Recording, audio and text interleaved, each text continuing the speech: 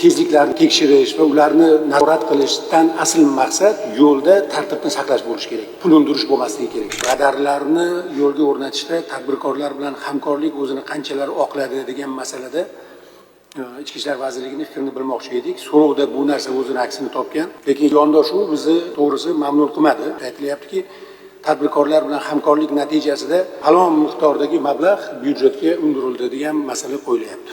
Aslida bu ishga bunday yondashmaslik kerak deb o'ylaymiz. Chunki maqsadi pul undirish bo'lishi kerak emas.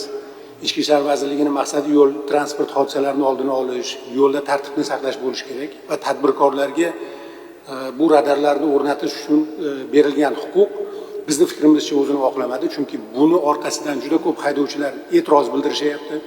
Chunki tadbirkorning maqsadi daromad topish uchun bu uskunalardan foydalanish uchun haydovchilarni majburiy huquqbuzarlikka zo'rlash harakatlari sezilyapti. Tezliklarni tekshirish va ularni nazorat qilishdan asl maqsad yo'lda tartibni saqlash bo'lishi kerak. Pul undirish bo'lmasligi kerak.